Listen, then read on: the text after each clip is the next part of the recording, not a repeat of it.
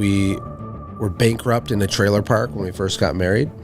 Built and sold 4 different companies in 3 different industries. Everything I could see on the internet was like, make more money, make more money, make more money. I'm like, well, hold on a second. Would someone really want to have $1 million in a divorce? Or would you rather have $675,000 in a thriving, insanely passionate marriage and kids that respect you, right? We almost got divorced 7 years into our marriage. We've been married 21 years now. I just noticed a lot of people I looked up to in business had a disaster of a personal life. You know, and one of the quotes I like is, don't take advices from someone you wouldn't trade places with.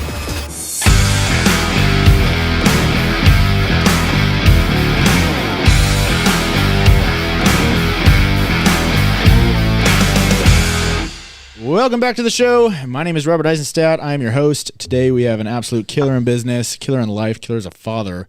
Hopefully you don't mind the word killer. You're just, dude, you're an absolute beast. A lot of people look up to you, especially in the role model world of a father. I think you do an amazing job. Typically I would introduce you, but you got so many things going on. I'm going to let you introduce yourself. So if you can give us a 60-second bio about yourself, that would be awesome. Yeah, my name's Josh. I'm a hopeless romantic, a Scorpio. I enjoy long walks on the beach. No. Basically, my wife is here sitting in the corner, and we were bankrupt in a trailer park when we first got married. Built and sold 4 different companies in 3 different industries. You know, we have 5 kids. We're expert kid makers, if you need a tip.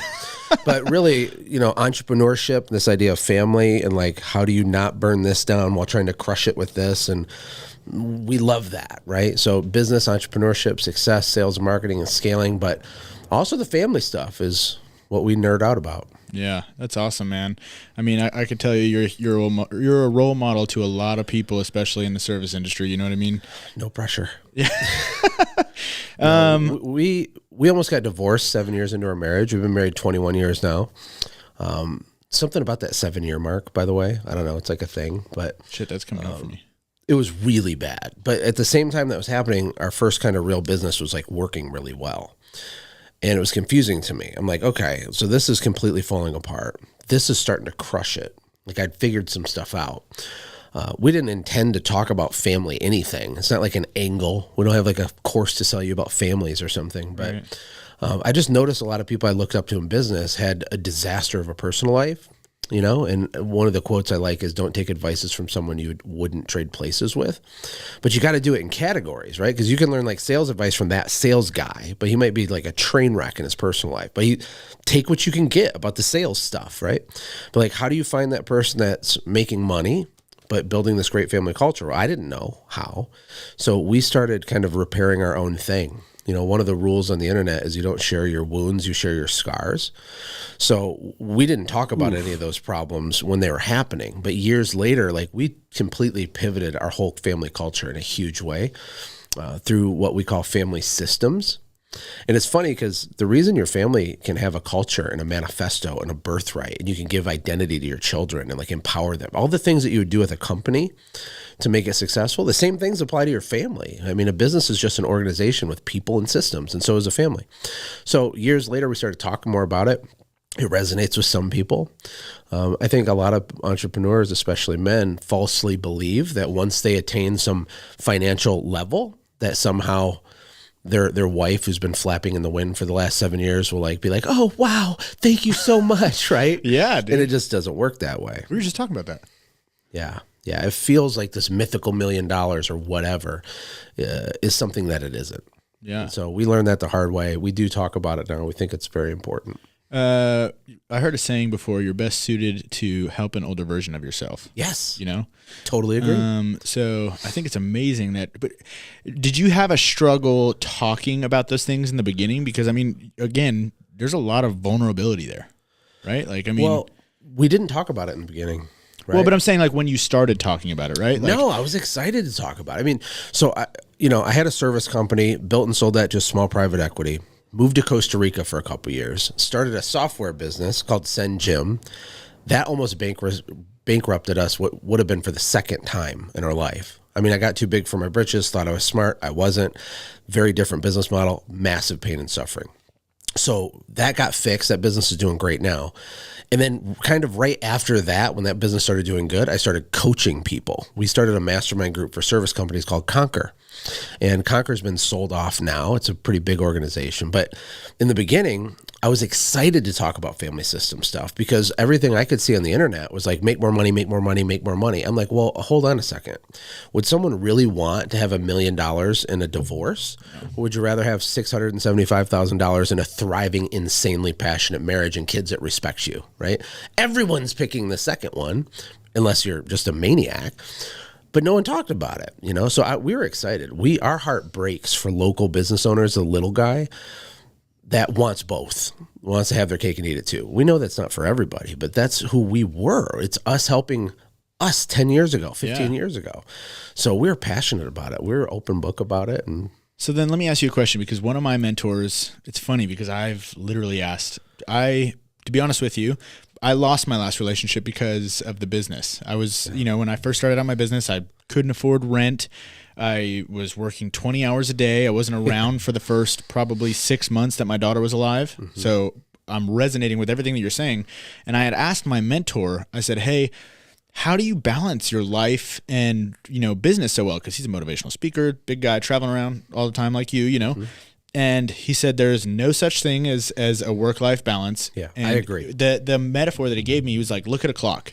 And if you're looking at a clock, let's say your family is 10 and your business is 2, okay? Uh-huh. He said sometimes you're going to have to spend more time on 2. Sometimes you're going to have to spend more time on 10. It's all about having the realization of when you're spending the most time. If you're spending too much time on 2, okay, it's time to dial it back and go to 10 and take a week or 2 off work. So is that like your kind of model? Do you, because you work a lot, right? Yeah. I mean, well, sometimes. But it's not always work too, because you're enjoying doing it and you're incorporating your family into what you're doing. So it's kind of like the best of both worlds. But do you ever have that feeling like it's like, man, I'm spending way too much time at my 2 o'clock. I need to dial way back to 10. Yes. And I'll frame this in a certain way. So like, whenever you ask any question to anybody that you view as a mentor or someone ahead of you, the answer they should give you is it depends. This is the most underutilized answer ever. Whenever you ask for advice from someone and they just give you an answer, be very careful, because there is no one size fits all. It's an illusion. It's just a heuristic in our brain. Like we want it to be true that this is the 3 steps to success. No, it depends. It depends on your personality type, your spouse, what the history is, what your risk tolerance is, all these things, right? So it does depend. Now, I do not believe in balance either. Balance to me means definitionally, like the word balance means mediocrity in every category. That's what it means to me. Balance means you're sort of okay as a dad financially. You're sort of okay at your knowledge of world history. You're sort of okay with your physical fitness. You're sort of okay with every category. There's hundreds of categories, right? How can you be world class at all the things? You can't. I don't know who said it, but you can have anything you want, but not everything you want. The key is having intentional imbalance all the time. So we have bursts. My wife calls it, what do you call it, babe? You can just yell it out. Hustle and grind season and rest and restore season. So there's seasons, just like with the planet, there's seasons. That's how business should be. I think what happens, and the reason we get so out of whack, is that entrepreneurs tend to live in the future. I mean, right? You can see where you're going in like 4K. Absolutely. It's 3-dimensional. You can smell it and taste it and see it. But the people around you can't most of the time. So the whole key to kind of correcting this is to bring back that future to your family. It's like bring them into it. Celebrate tiny wins.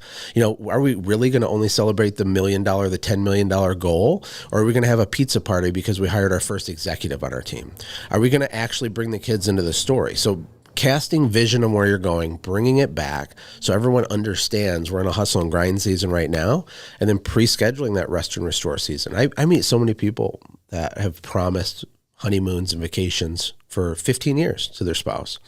It's nonsense. I worked with a guy one time, his wife wanted an on-demand hot water heater, and he paid me a lot of money to talk to me. And he wasn't buying her this thing. And he's like, I can't do it right now. I can't do it right now.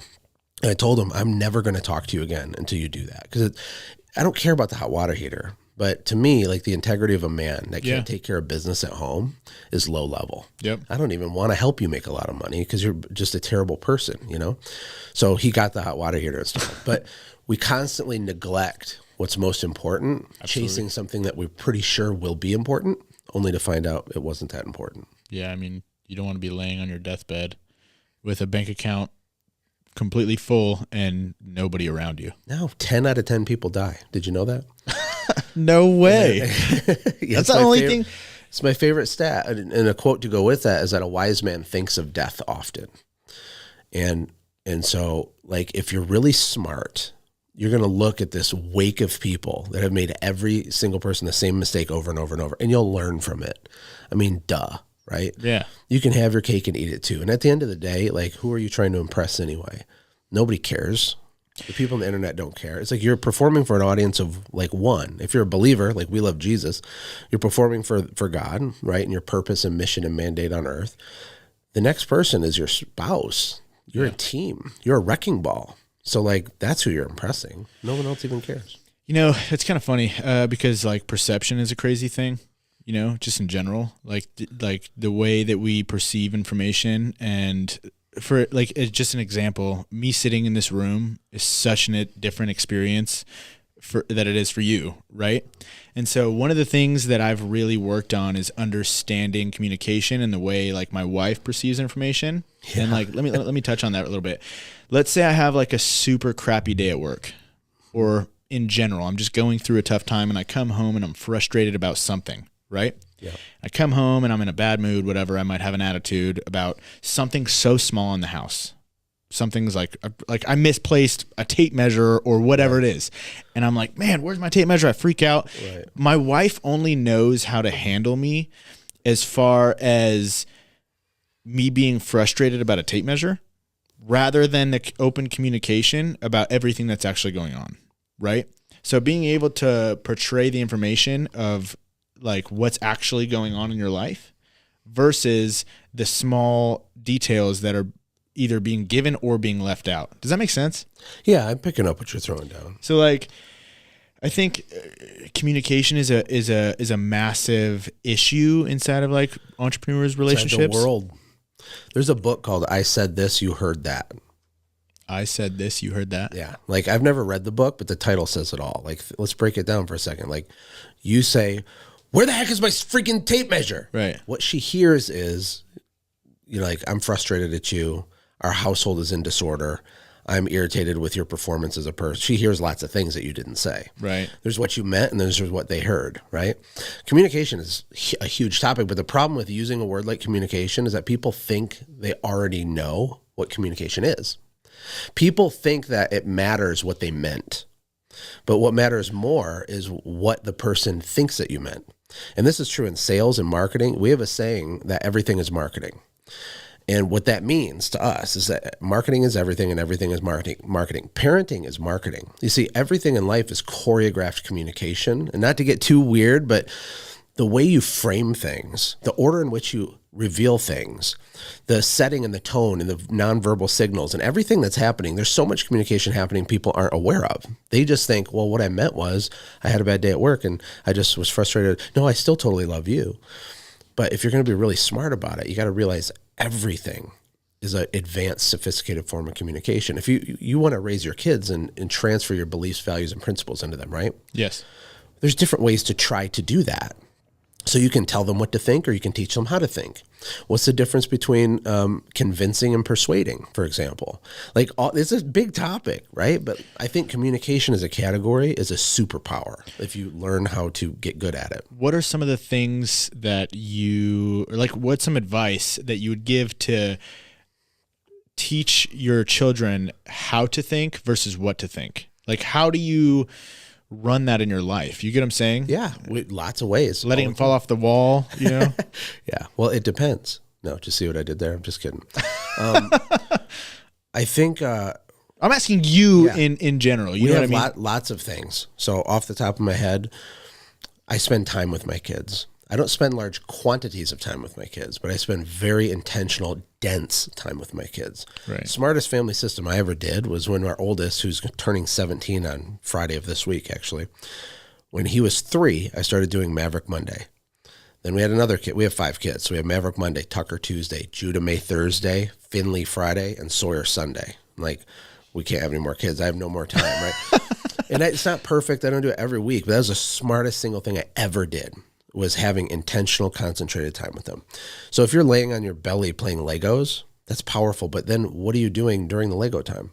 So I think asking kids existential questions when they're really young is powerful because we underestimate kids. Did you, like, for example, did you know the word teenager is only about 100 years old? No.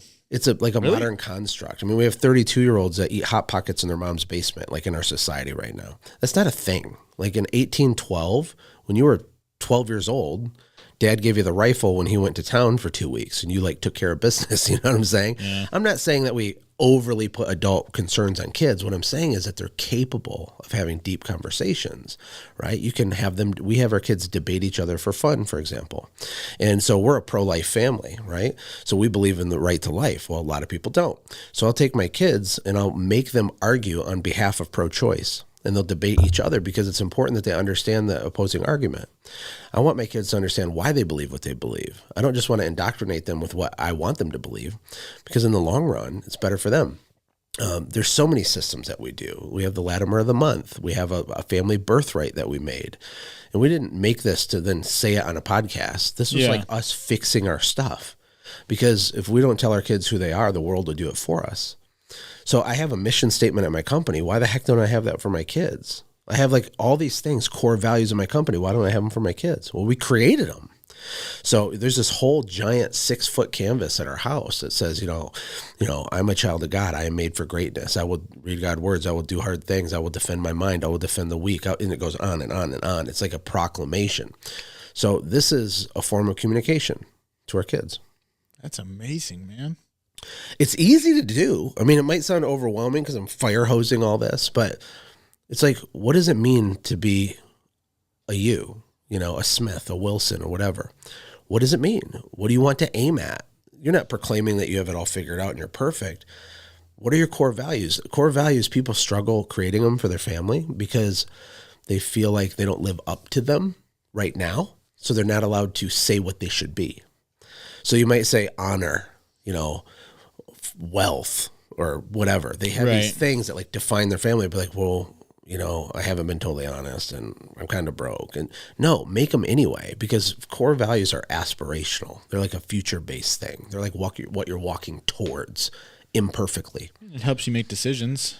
Big time. Like if you look at something, you're like, okay, this doesn't really fall in line with my core values. I shouldn't do this. Yeah. Or maybe you do. Like none of this has to be perfect. It's just, it gives you something to aim at, and it gives your kids something to reassure that they are not a cosmic accident. They're made on purpose for a purpose. And this is what it means to be them, that they can do anything that they want. You're going to clap and cheer for them while they try, and bringing them into the business is important too, because they know all the bad parts too. Like we lost this client, we did this thing, my current business, we put millions of dollars into it and we're excited. We're all in on it. Maybe it doesn't work. They know those thoughts that I have, like, oh my gosh, this is, right? They're in it, right? But they're watching it, the imperfection of it all as it's happening. Do they ask you a lot of questions? Like, what are you going to do if this doesn't work? Like those kinds of, you know what I mean? We talk about all of the things. There's nothing off limits. Right. We also tell our kids things before every other kid learns any of the things, whether it's sex or pornography or drugs, or they know everything way before everybody else. Why not? Why wouldn't they? Do I want them to learn from their 9-year-old friend at school, how babies are made? No, I start early. We talk about it. What age do you have? I know we have from 6 3 boys, to 17. 3 older boys, 2 younger girls. So, I mean, I haven't had that conversation with my daughter yet. I wouldn't know how to have that conversation with my daughter. Oh, it's so easy. I can give you what we do. I would love to. You can give it to me later or now, whatever. Take your daughter on a daddy-daughter date and ask her a question. Say something like, how are ducks made? And then she'll have an answer. Be like, interesting. How are cats made? How are dogs made? How is an apple tree made? One of my favorite quotes is, you can count the number of apples on a tree, but you can't count the number of apples in a seed. But that's a side thing. It's so epic. But anyway, everything, life and death, has to do with seeds, right? Reaping and sowing. Like your success in business with your service companies, how well they're doing. And like every time you do an interview like this, you're planting a seed. Right. Right. Humans are made also with seeds. Right. And so that's the frame. And then it's like, okay, where are the human seeds? Where are they at? Where do you plant the seed? right? And that opens up the awkward part of the conversation. So I have my boys, I'm like, where do you think the seeds, I tell them the boys are the ones that have the seeds. The girls are the garden where they're planted. And it kind of gives them an overthink, right? Where are the seeds? They're like, I don't know, my chest. I'm like, nope, keep guessing. Then I tell them the seeds are in your balls. It's like this hilarious, fun conversation, right? Ew, oh my God. It's like, yeah, that's what those are for. Did you know that? You got tons of seeds in there. And they're like, whoa. And then they naturally are like, wait a second. How do I plant the seed? And then we talk about it. There's nothing weird about it. No. And let kids respond to how weird you feel about it. If you act like it's no big deal, they are so open, right? It's a very interesting thing. God, man, I feel like an idiot that I haven't done it yet. You know, I mean, like for us, we have what's called like a safe space, you know, in our home. Okay. Like, hey, sit down here. Anything that you say at any time here is like a safe space because we want her to feel open. You know what I mean? Yeah, that's great. But I've never thought about like coming to her with those kind of questions. So thanks for the perspective. Ask your kid why she thinks she exists. Damn. You don't have to have the answer. Just ask her. Why did God make you? That's weird. You exist, right? You're real. Hold on. Let me tickle your armpit. Oh, yep, you're real. Why do you exist? Isn't that weird? Why do I exist? Where are we right now? Things like this. Because the purpose of childhood is to prepare for adulthood. And I think in Western culture, we're just lengthening childhood. And parents have a pressure to give lots of fun experiences and lengthen childhood rather than prepare for adulthood. I don't even like the phrase being a good dad, personally. I like the phrase an effective father. Like, what is your role? What's the success criteria for you doing it? Yeah, you're not there to be their friend. You're there to... It's not that you can't be friendly. Right. But like, yeah, what's the success criteria? And like, if you reverse engineer that, just like you would a revenue goal for your business, like what needs to happen right now and between how many weeks you have left until she's 18 for you to have given yourself the best chance to have been an effective father for her? It's a huge question, right? Yeah. But this is how I think about these things. Man, I mean, you break down a lot. I've never asked myself that question. Why do you exist? I don't know. Do you think you're a cosmic accident because some lightning struck some cosmic goo and an amoeba crawled out and became a fish and then now you exist? See, I think everything happens for... You could be right. Is that what you think? I think everything happens for a reason, and I'm here for a reason, but I also believe that I got lucky simply just by being born. What's your definition of luck? I mean... I forgot the numbers or the statistics, but the chance of you actually being born. Oh, like a human in general existing? Yes. Oh, it's unbelievable. It's like unbelievable, right? So yeah, because I'm a nerd with some of this stuff, but I think there's 52 different proteins that have to be linked in an exact order, meaning if the seventh protein is out of line, life can't exist. That's just the base for an amino acid, or maybe it's 52 amino acids that create a protein. I get them twisted. The point is like that combination existing is like 1 to the 52 billionth power or some crazy thing. So it's clear logically that you're not a cosmic accident, in my opinion. It's just obvious. But the question becomes, what do you do about it? Like, what's your purpose? Do you have a purpose? Do people just make it up to make themselves feel better? So then what do you ask yourself about, like, man, we could dive so deep into this. Because then there's people that are like, well, I'm saying then you have like people that are like hurting traumatically, homeless, all of those other things. And it's like, what's the purpose of somebody that's being homeless? You know what I mean? Is it a lesson to teach somebody else? Like, you get what I'm saying? Yeah, totally. And like Why I do said, little baby deer get hit by semi-trucks, right? Semi-trucks. Yeah. That sucks. Baby deer are awesome. That's valid, but let's put that conversation here, because what you do is you go too wide too quick. First, it's like, what is your purpose? If that's the first question, like one way to kind of work this out that's helpful is you create a Venn diagram, where you have like 3 circles. Okay. And they overlap in the middle, and the kind of that overlap part is kind of the clue. Right. So like if the first circle, the question I would ask you or anybody is, what gives you goosebumps when you're doing it? What puts you in flow state? You can use different words to describe it, but you see, as a Christian, I would call that the anointing. Like you literally have giftings, okay? And it could be doing a podcast. You might literally get goosebumps when you do this because you're a connector. I don't know. It might be when you're selling. It might be when you're doing something with your family or speaking from stage. Maybe you're destined to be an author. I don't know. But there's certain things that when you do it, you're like, time elapses and you don't even know that 3 hours went by. What is that for you? And it could be multiple things. That's box number one. The second box is, what are your insatiable curiosities? Like, we have t-shirts at our company that say nerd mode on them. So I'm a nerd about things that tons of people don't care about at all. And so are you. And so is your 7-year-old, by the way. There's things that are fascinating to us. So this second box, insatiable curiosities, maybe a better word is fascinations.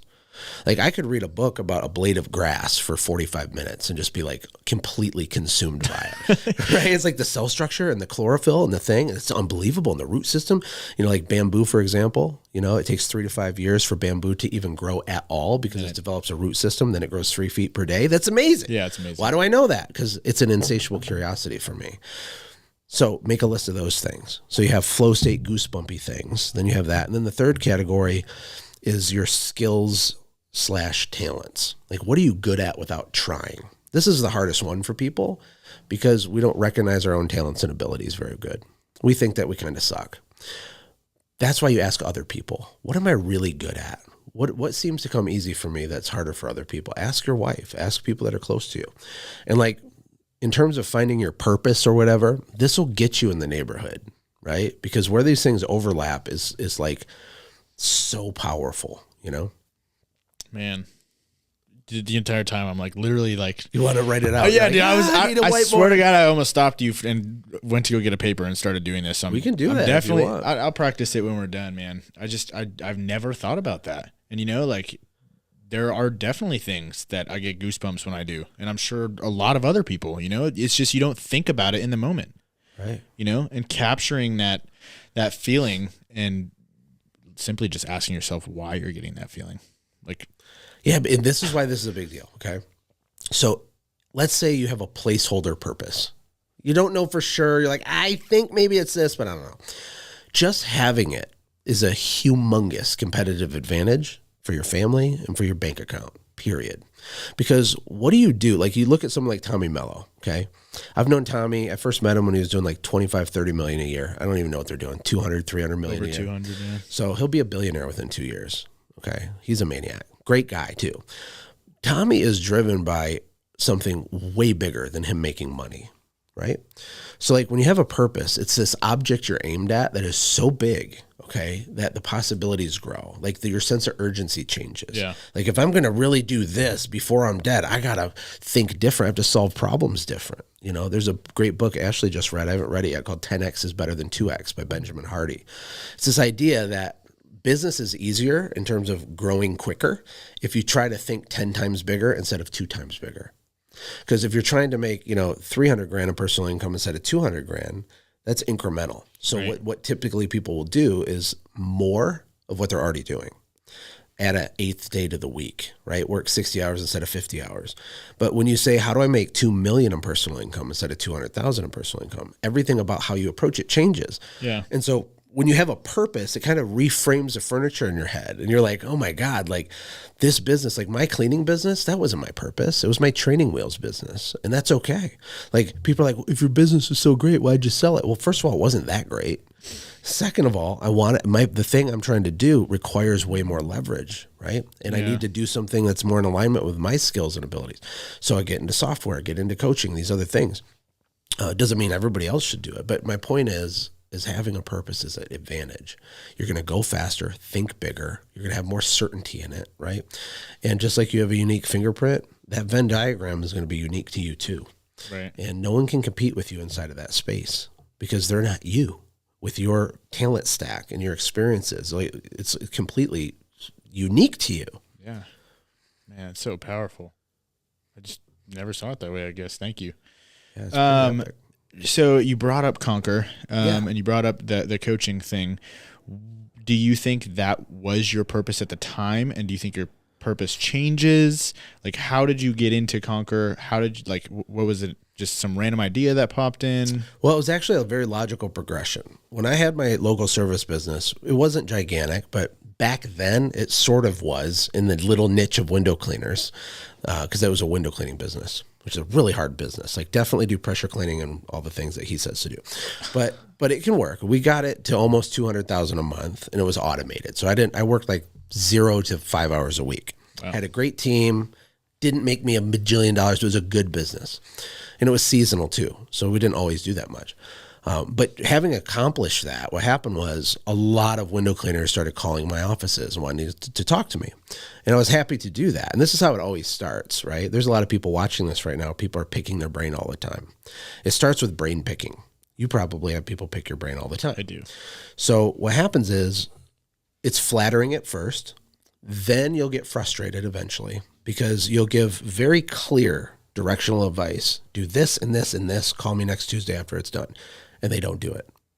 And eventually it gets annoying. And then your wife is like, why are you in the garage standing outside talking to freaking Larry again, right? And you're like, well, I'm just trying to help him out. And it's fun. It's flattering that Larry thinks I'm cool and wants to talk to me, right? So then after that phase, I'm like, I'm going to charge him something. Then I'll talk to the people that pay at least to protect my time. Right. Did that, made like $40,000. This is like almost 15 years ago. Well, I guess it was 2012-ish. I sold a $150 little thumb drive that had a bunch of systems and some training on it. And then I'd do a phone call with them too, right? I noticed that those people I did those phone calls with got disproportionately better outcomes because they paid something, they did something. Right. It wasn't just talking shop with the boys, you know? So then when we moved to Costa Rica, I decided to make a $1,200 course. And this is back in like 2015, okay? I don't think the world needs another course right now. But in 2015 in the cleaning industry, it was a weird thing. Right. And I'm like, okay, if they'll pay $150 and get a bigger result, if they pay $1,200, maybe they'll get a bigger result. Did that, sold tons of them, like way more than I ever would have thought. My phone was dinging every day. Daddy, why is your phone dinging? It's like, made $1,200, made $1,200. And we're talking millions of dollars worth of stuff. Holy shit. And then we're getting letters in the mail. My wife is here. She can attest to it. She'll get emotional because we actually really care about Larry, the guy that like doesn't have $1,200. He pays it. It hurts. It makes him want to throw up. Then he does what it says to do and he changes his business. Right.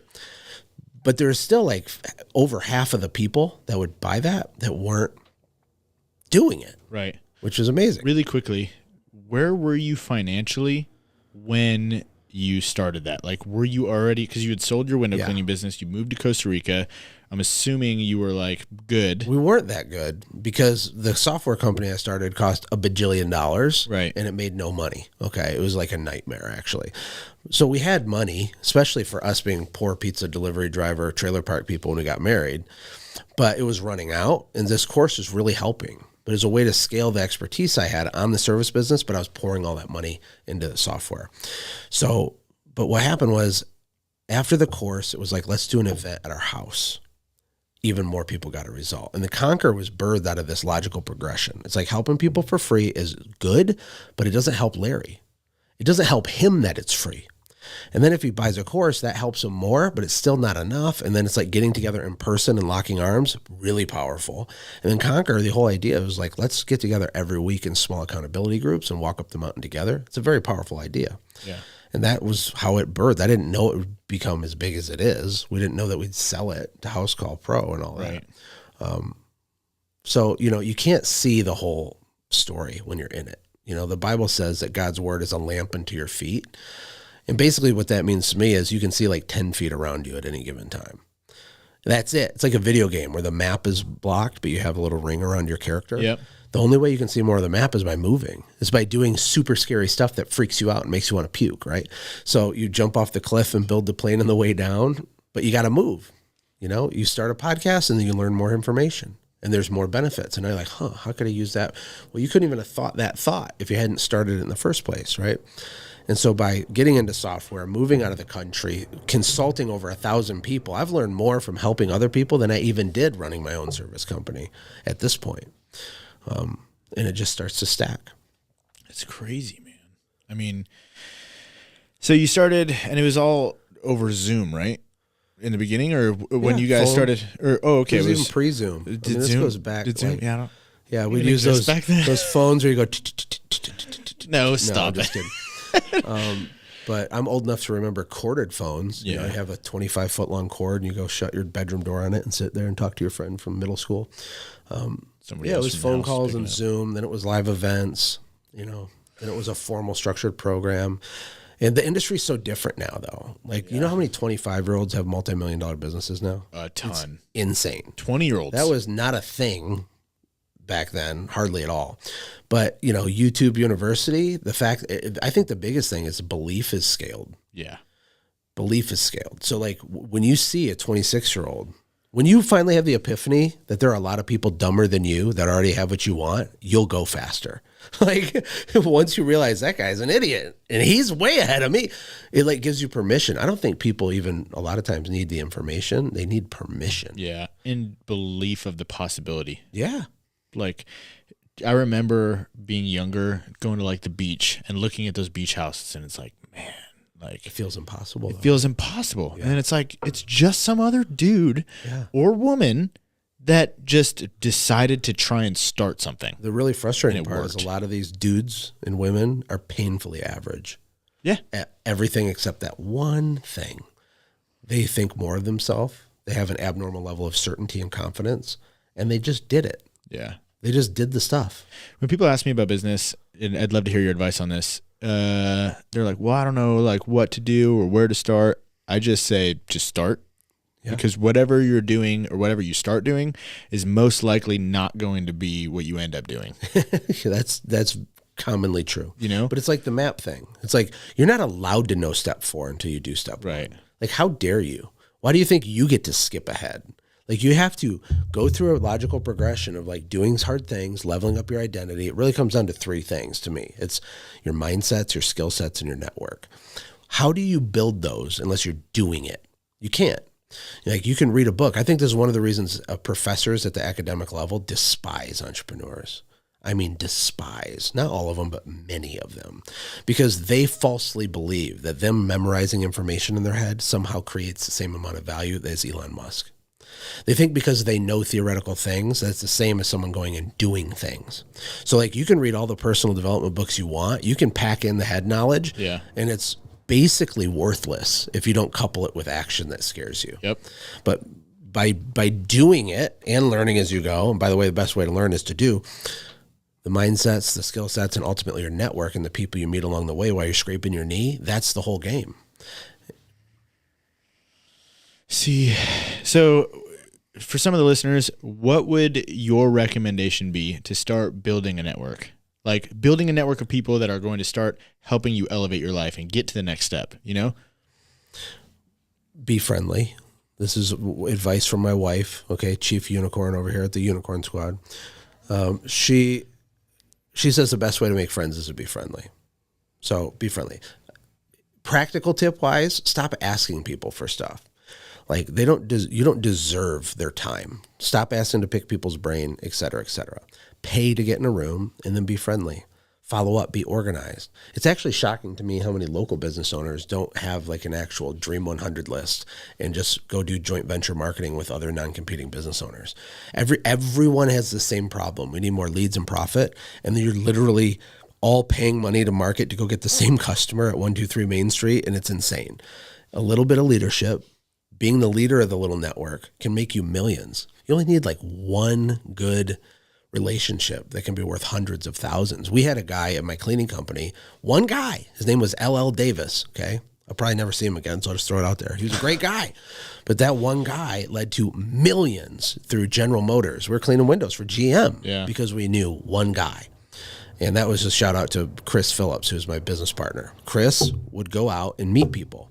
He called it the donut dance. He would go to property managers and realtors and he'd take, Panera bread bagels, or he'd take donuts literally and just like, hey, I'm Chris. How's it going? Here's some free breakfast. Hey, can I ask you a question? Right. He'd do that stuff.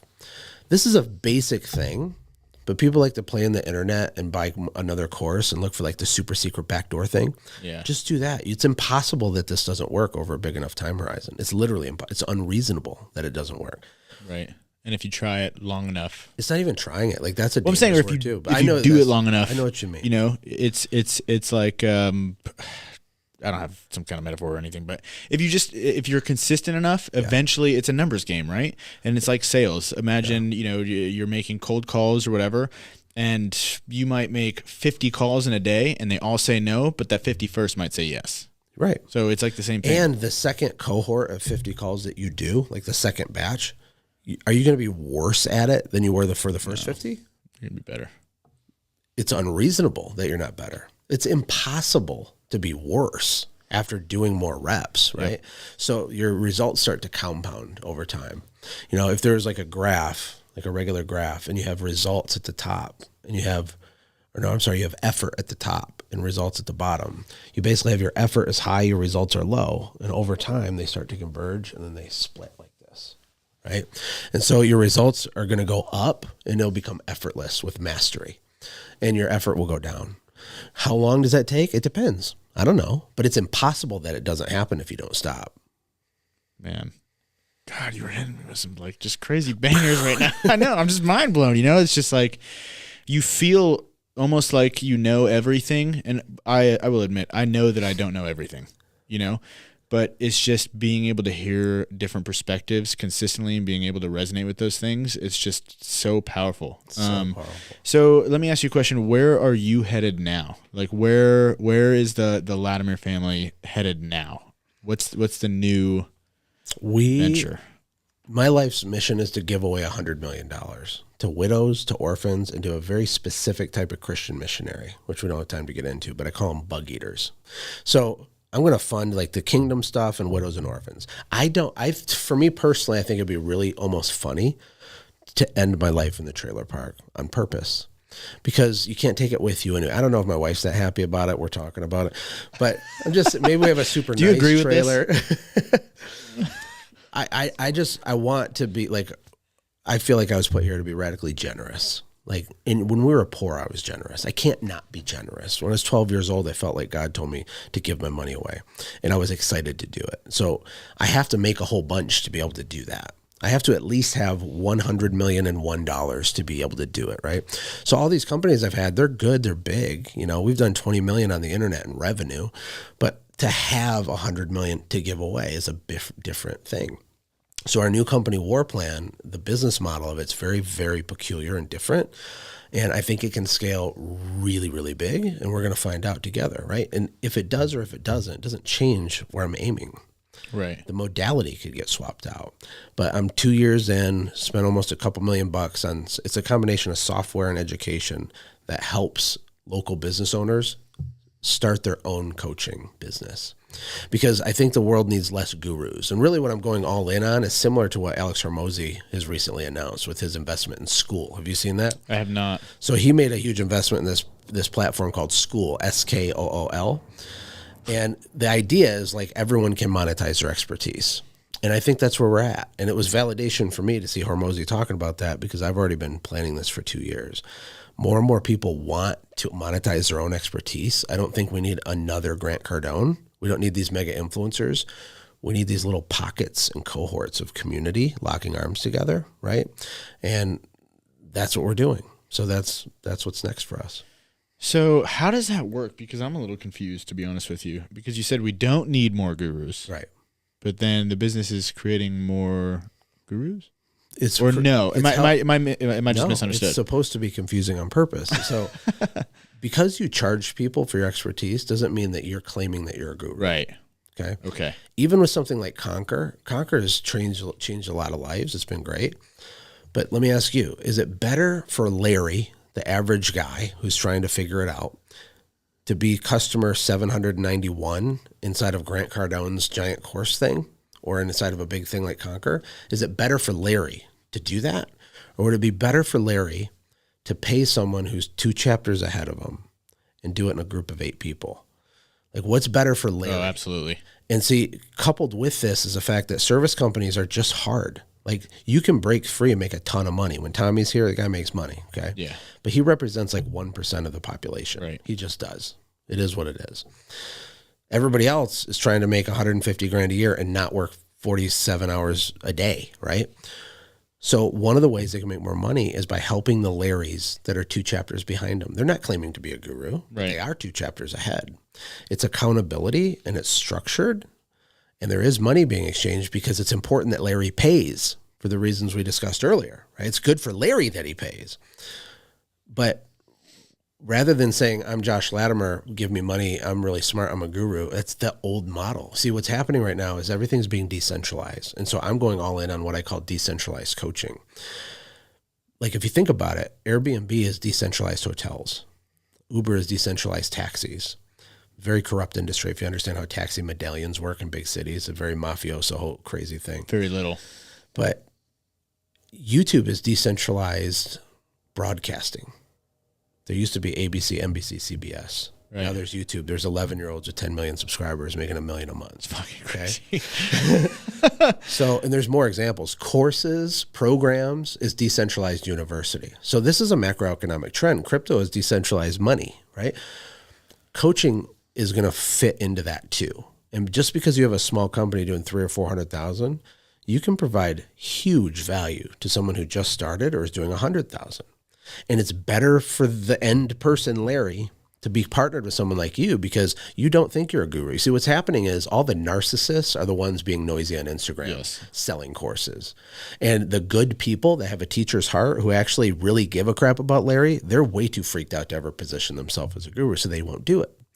We're trying to solve that problem. So how would somebody that is not claiming to be a guru, but they do want to help those people that are, 2 chapters behind them, how would they market themselves without being noisy? Because I feel I've joined a lot of masterminds. I've paid a lot of money to be in different rooms, Good for you. And it's like, it's awesome. I really wouldn't have known who those people were had they not been noisy. You know what I mean? Like it almost sucks. If I drive to dinner, okay, with my wife, and we pull up and some guy jumps out of a Ferrari, the very first thing that comes to my mind is, what does that guy do?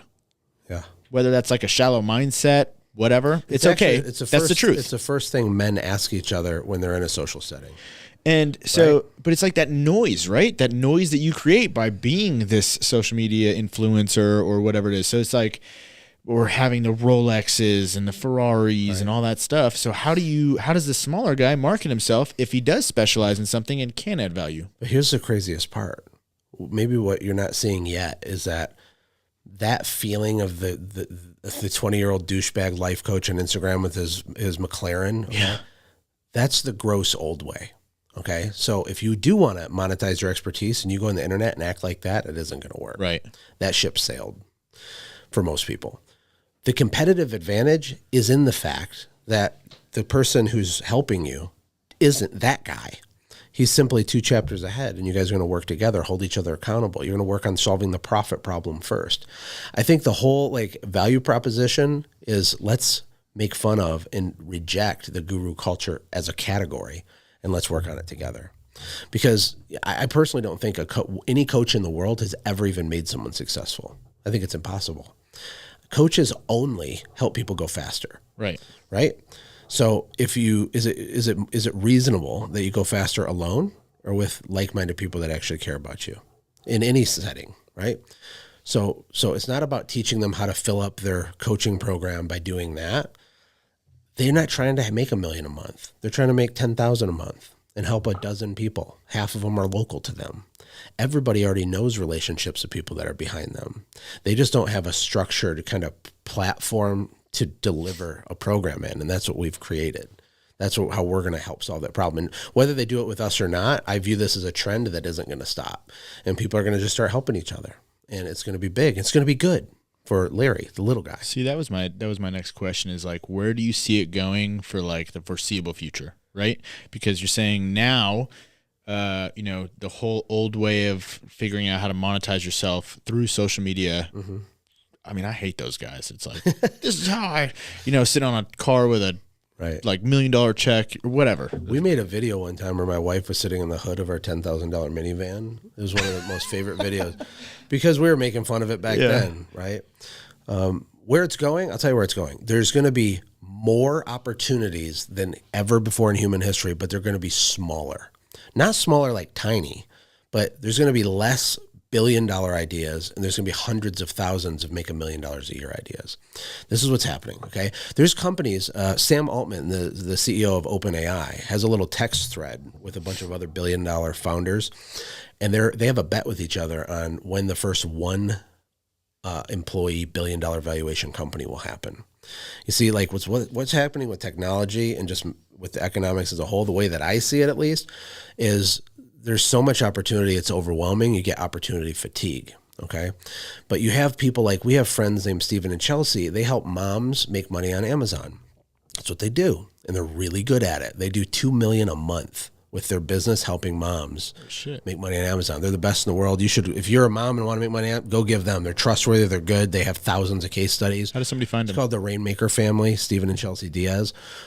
But you see, what's happening is that mom who pays some money so that she pays attention and then does what they say, and she's making $7,000 a month from her Amazon business. That's one of those hundreds of thousands of smaller opportunities I'm talking about. Right. And those types of things are going to be everywhere. The software itself is getting cheaper. So people can start software companies and apps for like pennies. When I built Send Gym, it cost $1 million 14 years ago. And that was just to build it wrong so that I almost went broke, right? And then it was a lot. You can build apps now for a few $1,000s. I think within the next few years, you'll be able to tell your phone, hey, make me a CRM that does this, and this, and model it after this software and this software. And for $200, it'll spit out a web app for you. Like, that's where we're going.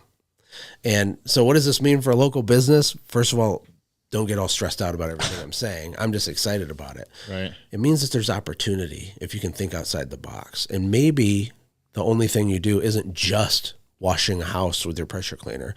Maybe you do that plus help 12 people while you're doing it, and you make an extra 100,000, because that's real. And that's what's happening right now. That's interesting. How would people find Warplan? You can go to warplan.com. Okay. It's literally just warplan.com. Yeah. We're like rebuilding our website and it's a mess, but it's fine. Is it already open? Like, is it running? And you already have coaches? We do. We have over 40 of them. We just started 8 weeks ago. Oh, wow. Yeah. Man, see, this is what I'm talking about. Killer in business. Yeah. Okay. Well, I appreciate you jumping on, man. I appreciate you taking the time to come down here. My pleasure. I think that was just about an hour, and there was so much value inside of that. That was crazy. How can they find you? I am Josh Latimer on Instagram, right? I don't know. Or meet Josh Latimer? I am horrible. Meet Josh. I'm horrible at Instagram. I have dozens of followers. If you search for me on Facebook, you can friend me. If you go to, is it Meet Josh Latimer? Yeah. Okay, it's Meet Josh Latimer. Okay. I have a little like team that posts stuff, and we're learning that. Is a lot of your like old podcast content still on there? It's still on YouTube? Not on there. But, well, I did start a YouTube channel. Okay. Is it current? Yeah. Oh, awesome. I just started it. Like, well, I started about 12 months ago. Started consistently putting stuff out there. YouTube's interesting. It's a ton of work, and it's like a really slow burn. Yeah. Trying to figure it out. But I love our YouTube stuff. We're having lots of fun. So definitely go there if you're a YouTube person. It's just my name, Joshua Latimer. And you'll see that. We have our kids on a lot of the videos. You know, we're entrepreneurial with our kids. We started businesses with our kids. Our 16-year-old kind of led the charge on the Kid War Plan, which was, we sold $1 million of these books on the internet. I don't know. Wait, did you just say Kid War Plan? Yeah, Kid War Plan. What is that? It's a journal that teaches entrepreneurial ideas to kids. But we built it with our kids to teach them how to make money on the internet and how to create value and how to invent something that makes a profit. It took like 2 years, and all of our kids were involved with it. We sold them at kidwarplan.com. It's not like a major thing we pushed, but it just blew up. Can you still go get that? Yeah. Dude, I'm going to go get that. Yeah. Yeah, she'll send you one. They're expensive. They're $100 for a journal, but they're handmade with real leather. They cost a fortune to make. Even the paper's handmade. It looks like it came out of Lord of the Rings. But we did that and sold them in all 50 states and 16 countries, and it kind of became a pain in the butt because our kids were like shipping them all out, and they're like, I don't want to do it anymore, you know? So yeah, there's just a lot you'll see on the YouTube channel, stories about that kind of stuff. That's amazing. I'm excited to get that and talk to my daughter about it. Yeah, we'll send you one. Awesome. We'll make it happen. Perfect. Yeah. Ooh, well, that's awesome. Well, so if you guys didn't notice, you obviously need to go to Warplan and check that out because it just sounds absolutely amazing. Check out Josh Latimer on YouTube. I mean, this guy is so cool. I mean, dude, you are so cool. You're such an interesting person. You and your wife both. You guys are amazing people. You spread a lot of love, and you spend a lot of your time trying to help other people. It's just absolutely amazing. The world needs more people like you guys. So you too, man. Thank you. thank you for coming on. Thank you for taking the time out of your busy trip to jump on here. I really appreciate you guys. And make sure you guys like, subscribe, and share. We'll see you next time.